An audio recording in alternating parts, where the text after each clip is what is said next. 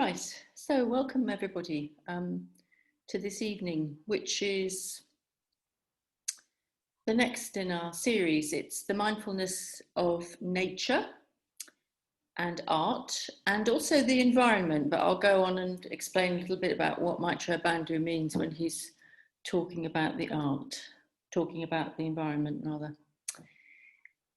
So Maitreya Bandhu, who wrote this book, Journey and the Guide, which is the course on mindfulness and meditation, which we've all been following, was typically very bold, I think, but also bang on when he included these two more foundations of mindfulness on top of those which the Buddha himself explicitly taught, those being body, feelings, mind, and teachings. And then we heard last week about the first of two extra ones that Maitreya Bandhu has included, the crucial importance of mindfulness of other people. And this week, we're going to hear about the importance of being mindful of art and beauty and nature and also our environments. So in terms of defining these, the first two are pretty clear, and I'll go on to talk a little bit more about those later. But in terms of the word environment, Maitreya Bandhu is at pains to define this as, and I quote, anything from countryside to city centre, spaniels and herring gulls, pot plants and artichokes, laptops, mugs and pencils. And caring for our environment means everything from marching with Extinction Rebellion right through to turning off the lights, picking up the litter and not leaving the tap running when we're brushing our teeth.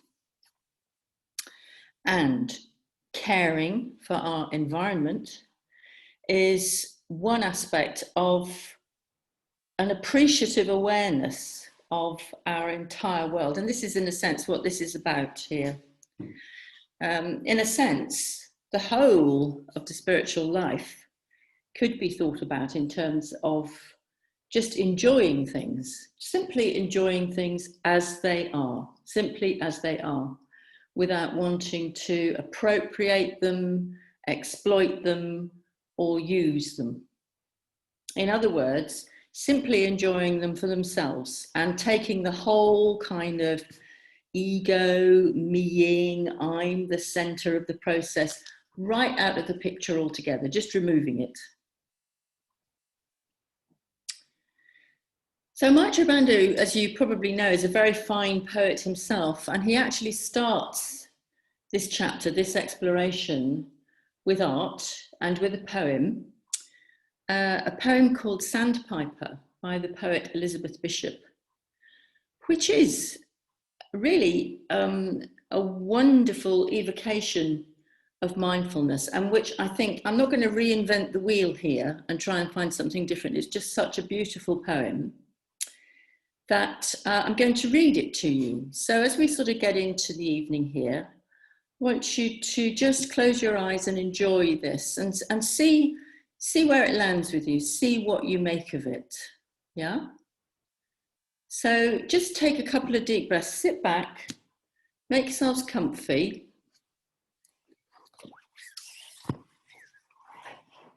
And just kind of turn your mind to sort of say, I'm going to quieten, I'm going to just focus, I'm going to give my attention to this. Really give my attention to this and enjoy it.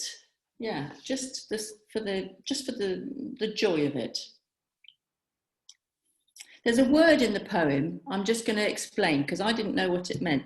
The word is finical, F-I-N-I-C-A-L. It means fussy and fastidious. Great word, so nice new word for me anyway.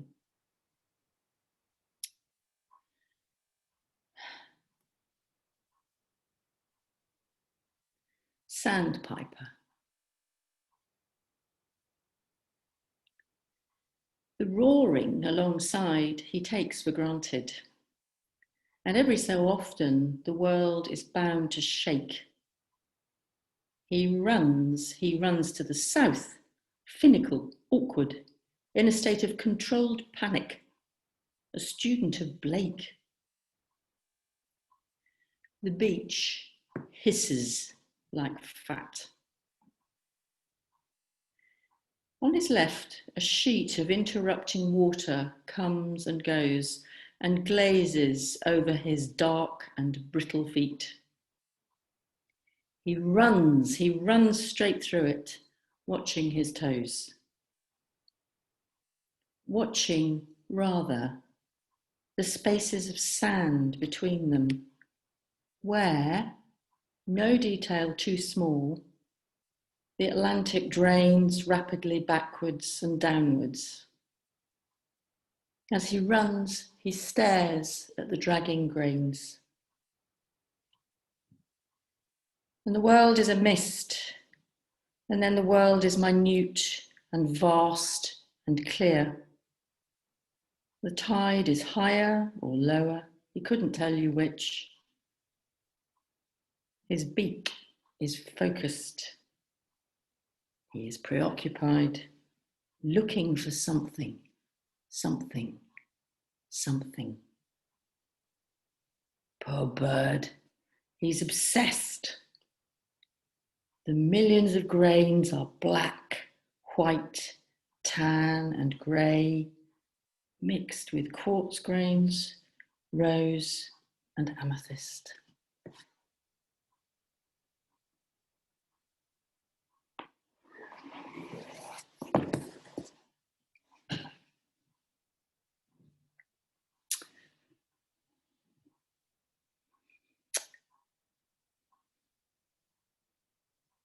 So that's the poem, Sandpiper. And Maitreya Bandhu challenges us and says, you look, we've probably all seen such a thing at the seaside. We may or we may not have known it was a sandpiper. But how many of us have observed with such keen-eyed warmth? I love that, keen-eyed warmth. Because the poet is seeing this with extraordinary clarity and feeling, because mindfulness is vivid and it's sympathetic. It's also concrete and it's imaginative. It's all those things.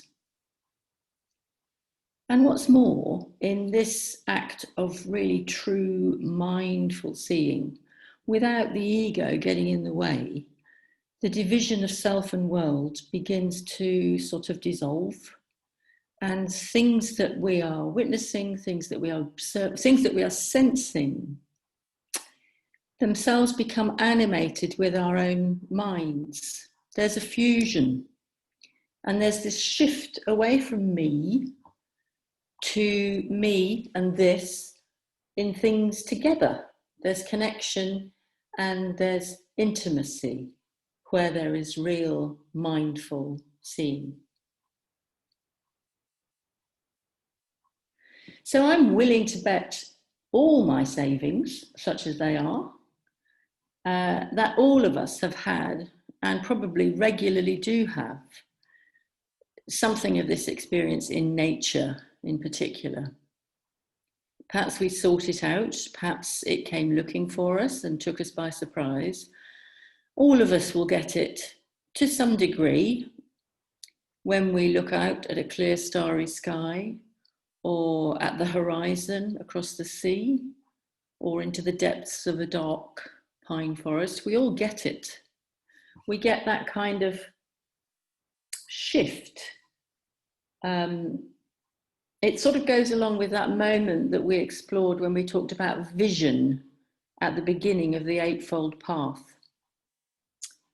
And I've kind of described it in the past as being a bit like that Channel 4 icon on TV. You know, on Channel 4, there's this sort of 4, which is divided into bits, and it's kind of a bit fragmented, and you don't initially see it. And then the perspective sort of shifts, and all the bits of the 4 suddenly come into the picture. And as our perspective changes, you see it and you think, there it is, things feel different, things feel complete. It's a bit like that when our perspective shifts, and our perspective shifts away from me, mine, in a radical way.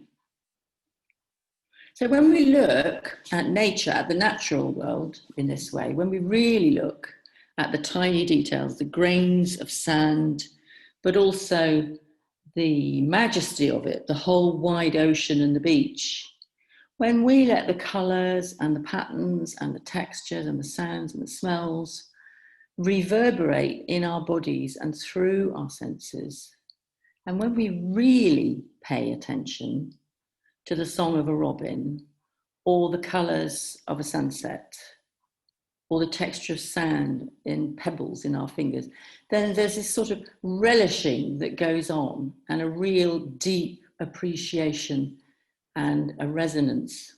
We become rapt. And along with being rapt comes a kind of rapture.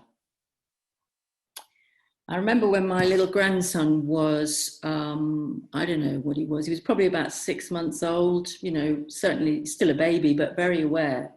I brought him home one day, he'd been on a walk and he was still asleep. So instead of waking him up, I just pushed him into the garden and stuck him under the little lilac tree and left him there for 6 hours. No, not really. But then I came back, I went to check on him like half an hour later, and he was wide awake, his eyes were right open, he completely concentrated on something above him. And it was a tiny little robin, and it wasn't singing, it was sort of gurgling or gargling. It was a noise that I'd never noticed in a robin before, but it wasn't singing, it was this sort of beautiful, like pebbles on, water on pebbles, tiny, deep in its throat.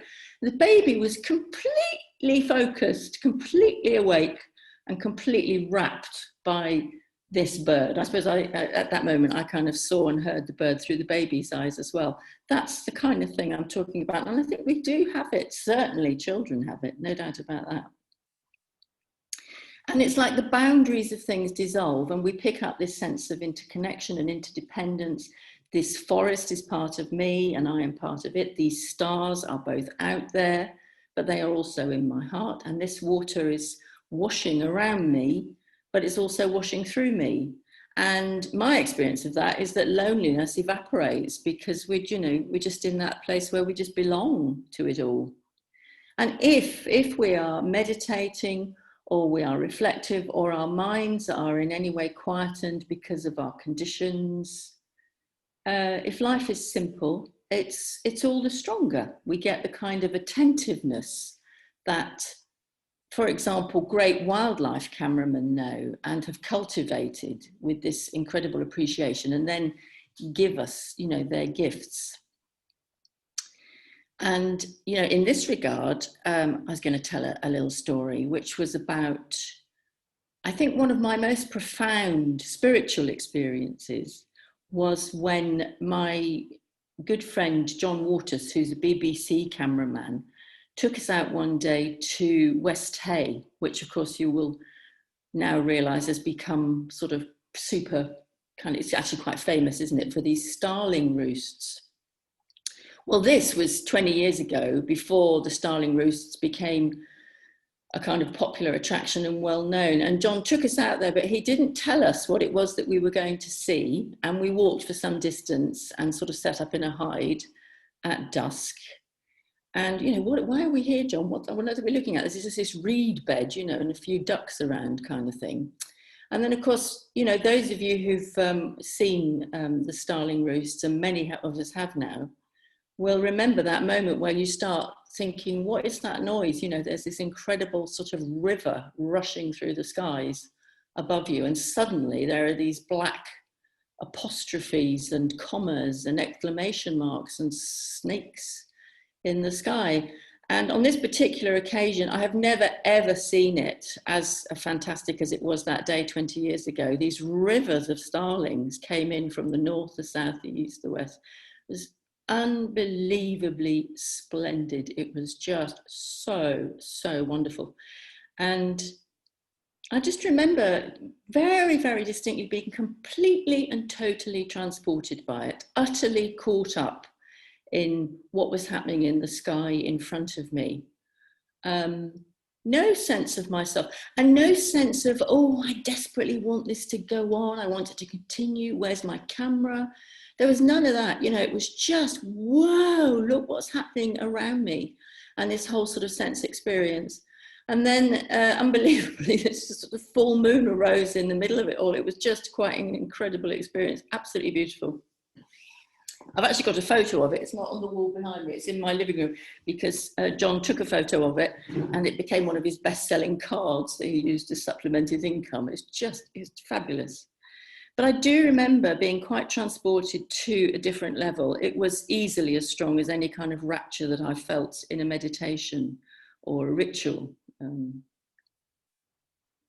So, yeah, what I'm trying to say is true appreciation certainly arose for me and arises when this self is let go of, when it doesn't become us, become between us and the object of our attention. And so in those moments of appreciation of either nature or art or of our environment, instead of tending to be sort of entrenched and repetitive and habitual and self-referential beings, we turn and we become open, spontaneous, generous, and creative. And like the poem, the Sandpiper poem, mind and world modify and animate one another. So in the chapter, which I really encourage you to read if you can, Maitreya Bandhu goes on to give really interesting and I think very helpful guidance about how to go about appreciating things like fine art, like paintings in particular. He's a very, very keen gallery visitor. And about how artists in particular, fine artists, painters, can help or enable us to see things in ways that we haven't seen before. You know, for example, I remember seeing a series of paintings of mounds of snow, snowdrifts. I think they were by Monet and it was in a gallery in Edinburgh. And I remember being completely entranced because they weren't white at all. I remember thinking, oh, they're just piles of rainbows. The painter helped me see things very differently. Like all the colours in snow, or Van Gogh seeing so many colours in a ploughed field, the earth of a ploughed field. And painters depicting colour and shape and pattern in drama in their paintings. And then of course there's music, there's literature, there's drama, novels, memoirs, travel books, the whole gamut. And he even goes so far as to give a bit of a literature lover's beginner's guide to great books, you know, quite a stance. But he's also at pains with that to say that all this appreciation and mindful looking should come with, you know, big ladlefuls of lightness and joy. It's not a degree course. Aesthetic appreciation is just that, it's aesthetic. It doesn't require intelligence, it doesn't require knowledge, and its purpose, if there is one, is simply joy, and each of us finds our own way with this.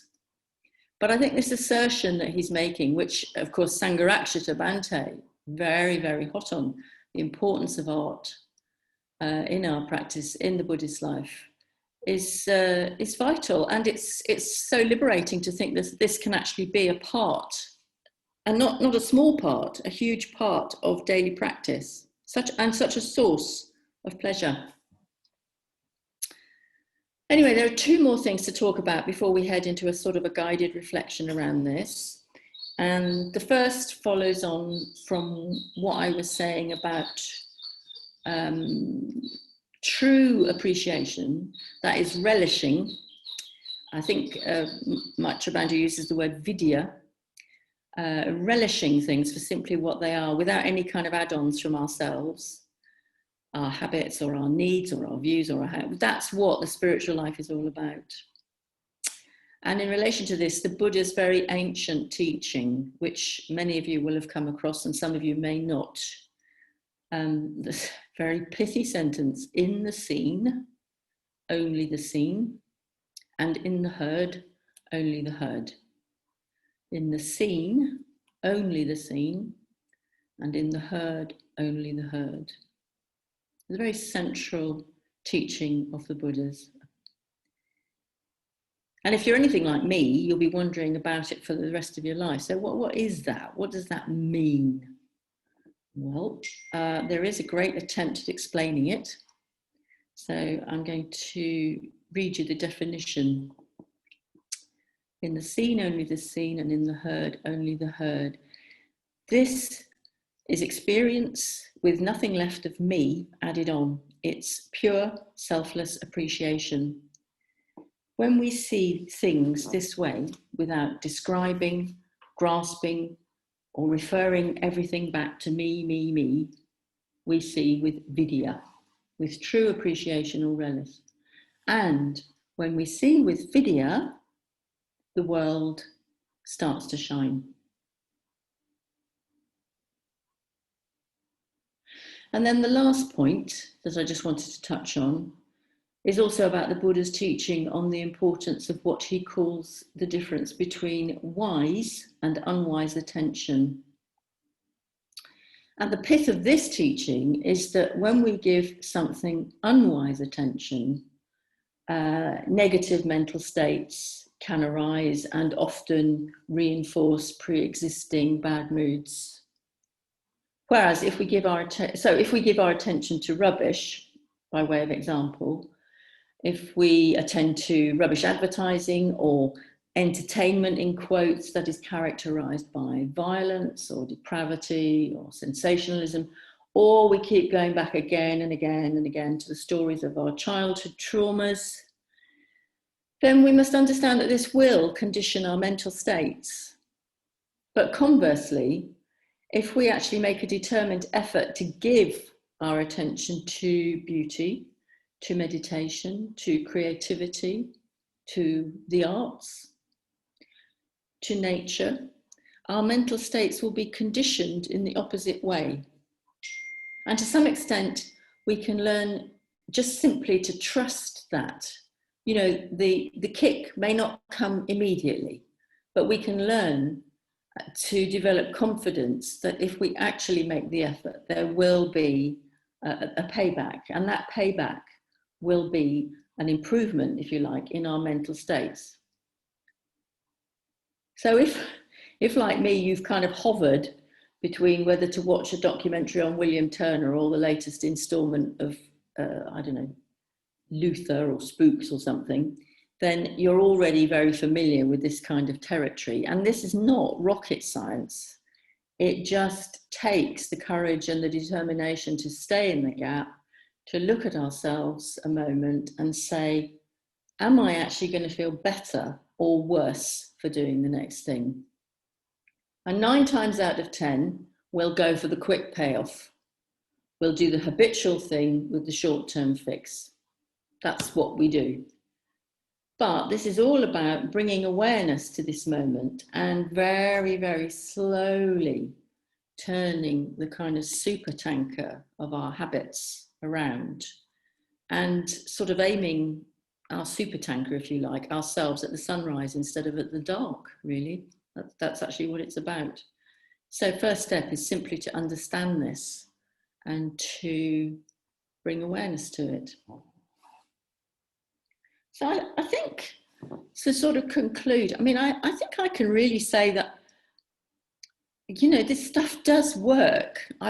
Personally, I find it does work. I mean, I had a really good experience last week because I was away on holiday and I knew I was preparing this talk. I was down in Cornwall in a really rather idyllic place on top of a cliff overlooking the sea with no telly, no Wi-Fi, nothing. And only things like sort of jigsaws, Scrabble, and perhaps the radio to sort of occupy us. Just me and my partner. And I was, you know, mindful of actually preparing this talk. And I think it's sort of, I can really see how it sort of percolated my week. So, you know, classic examples, just walking on the cliff tops in all that sunshine and wind, you know, with the breakers and the sound of the sea. I went for a swim, you know, I had this kind of skin thing for several weeks, which was bothering me. And I wanted to get swimming in the sea. It was absolutely marvelous. It was just such a huge sensory experience, incredibly sort of invigorating. there's no way you can sort of start thinking about yourself and your own kind of hang-ups and neuroses when you're bobbing around in a, I don't know what the temperature was, it's probably about 15 degrees C. And, the other thing that happened was, because we didn't have easy distractions like TV, and oddly enough, neither of us even really felt much like reading. It was strange. But the cottage had this mound of old jigsaws, huge jigsaws, 500s and 1,000 pieces.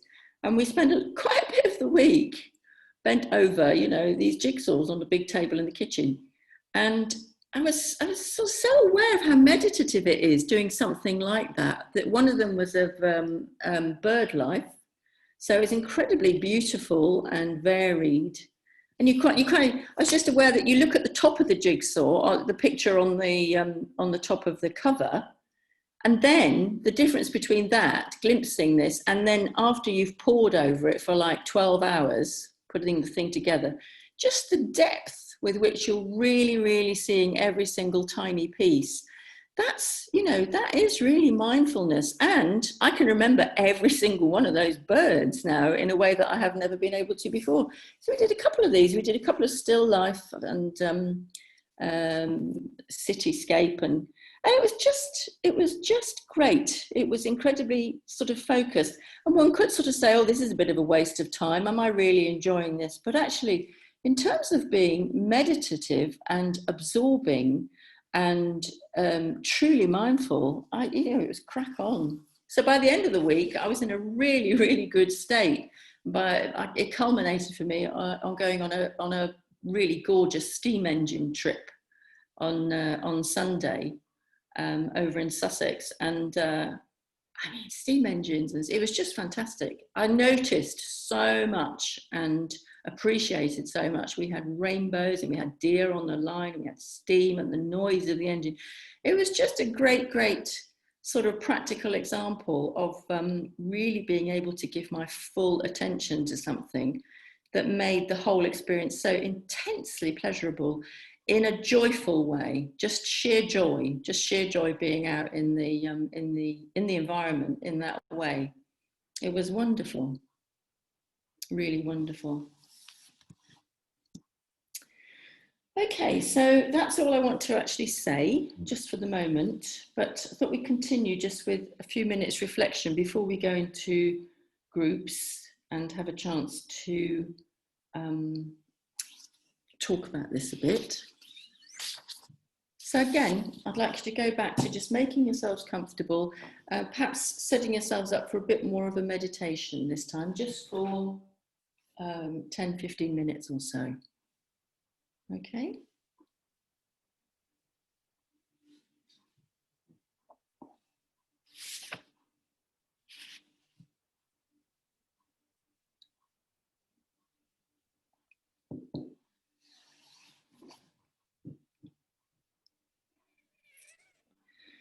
Okay, so I'll lead this through.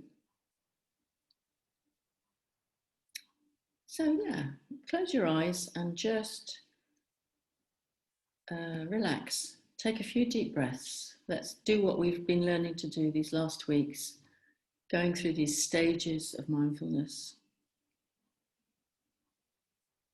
So breathing out, long out breath, relaxing down and resting into the out breath. Just giving up our bodies to gravity, noticing the points of contact between where the floor or the chair is supporting us and our body.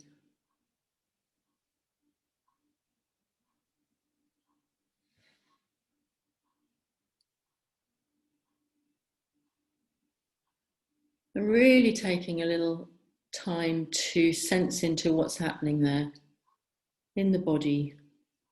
Where are the sensations? Perhaps taking the attention down to the feet.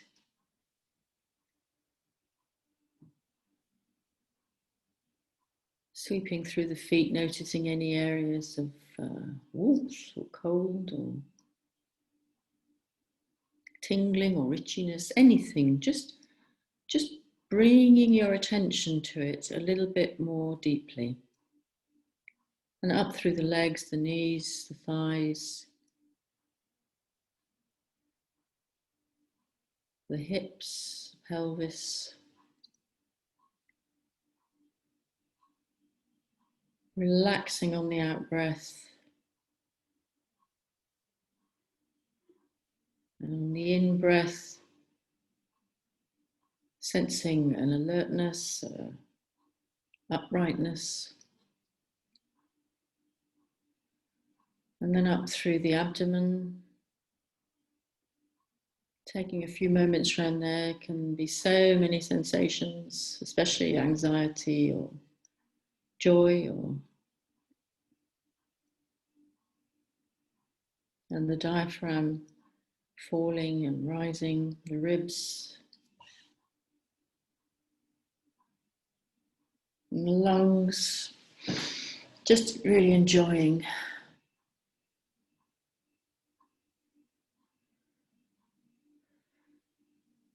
Just really enjoying the sensations of the breath, front and back. The lungs are expanding both ways. And then back down to the base of the spine, the sacrum. Relaxing there. Following the curve of the spine up through the S shape of the vertebra, up across the back into the neck, as if you were drawing your finger up your spine and just tracing it. Very beautiful. Right up into the back of your skull. It goes up a long way. And then into the crown, allowing the neck to be free, the head to lift. The chin to be tucked in slightly. And then down across the forehead. Feeling into that space between the eyebrows. Again, a place where much tension accrues. Just releasing, relaxing, stretching it, widening it. Temples. Relaxing the eyes in their sockets. Cheekbones. The upper jaw, the lower jaw, the tongue, resting the tongue on the upper palate. And down the neck, the shoulders. Letting the upper arms fall out of the shoulder joints. The elbows. And the lower arms fall away from the elbow joints, the wrists. The hands, the palms, taking a few moments to really feel into the palms. Often such a lot going on there. So many nerve endings, so much activity.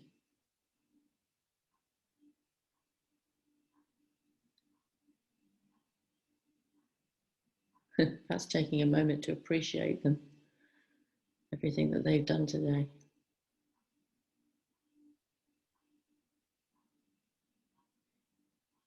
And then back up into the whole area around the heart.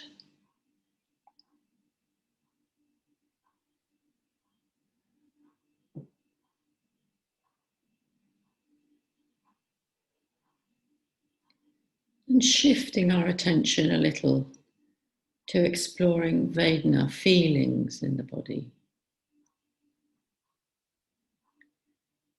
There are sensations, and then we respond to the sensation with positive response, negative, it's unpleasant, or possibly a neutral. So again, just take a couple of moments yourself to scan through the body and sense into the Vedana that you're experiencing. what's pleasant, what's unpleasant, and what's neither.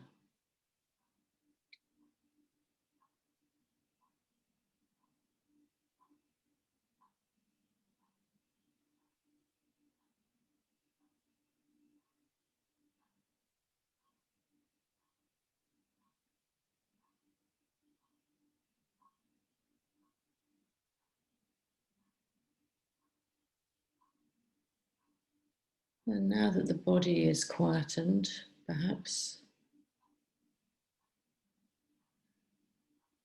just gently bring the attention to what's going on in the mind.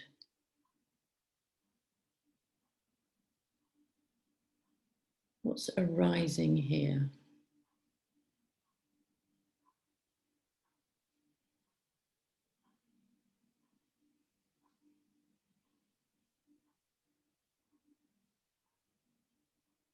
Maybe images, memories, anticipations,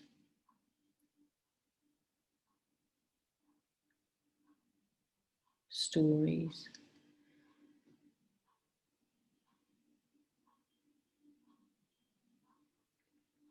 Just take a moment to get a taste of what's happening in your mind.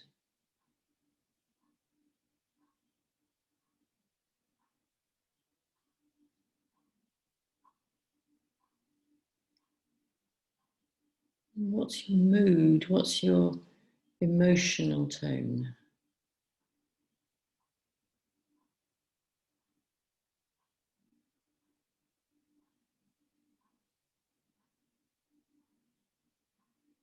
You're feeling expanded and receptive, or perhaps a little depleted and shut down, or anywhere between? Where are you?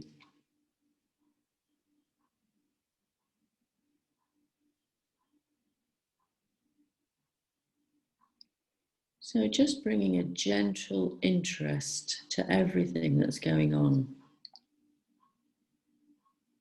Not trying to force, not pushing away, just noticing, attending, and then letting go. Bringing the mind back to the breath.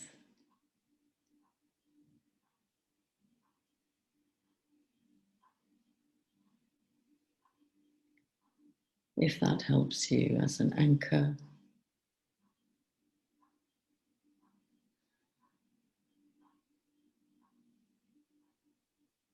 Really enjoying it.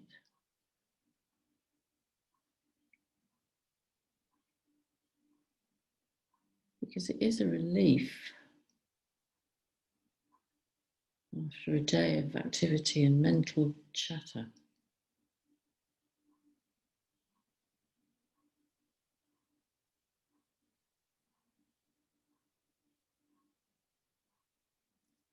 To just float on something peaceful.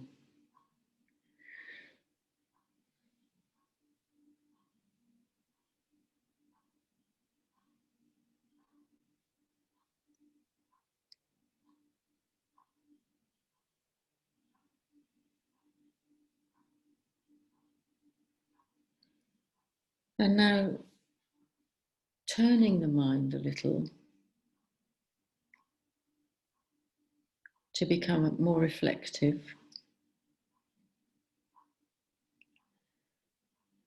And making a very gentle effort, if you can, to bring to mind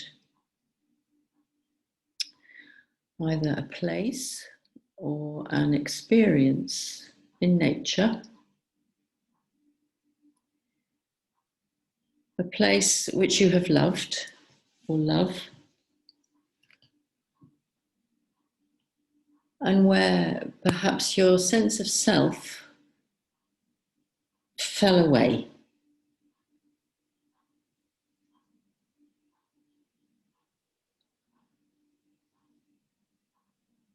Where you experienced something like rapture.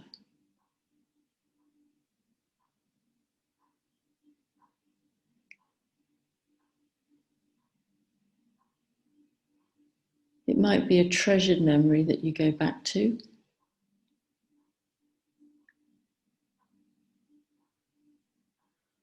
Or you might be feeling around to see what arises, and you can trust that if you let it, something will arise.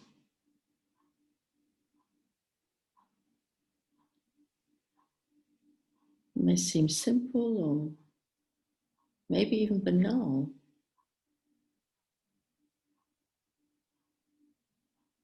Just look closely at it. So, where were you? How did you feel? What did you see, smell, hear, feel?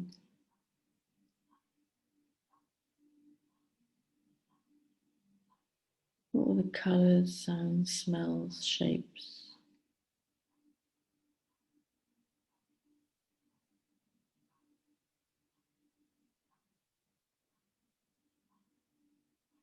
And how and why did this experience touch your heart?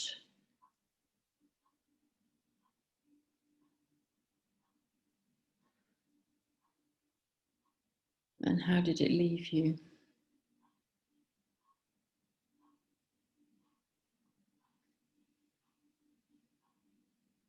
And I'm just going to be quiet now for a couple more minutes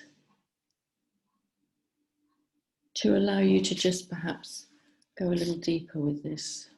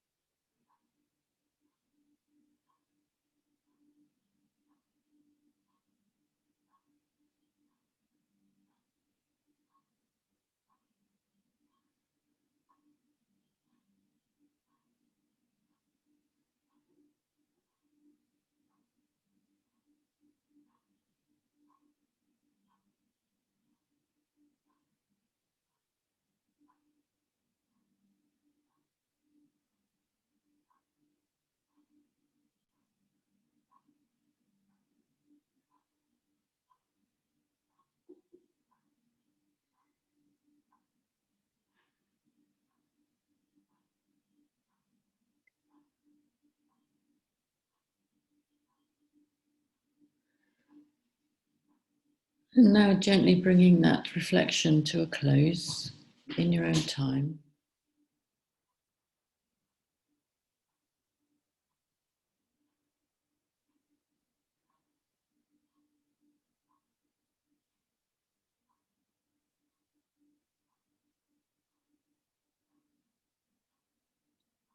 Bringing the attention back to the body, stretching, moving as you need to.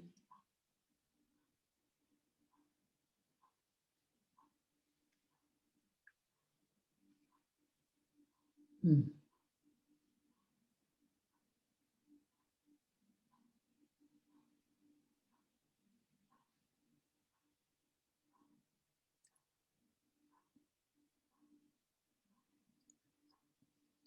You know, the other teaching there, if there is a very important one, is that, you know, we can see this all again in our minds. We can go back there if and when and how we need to.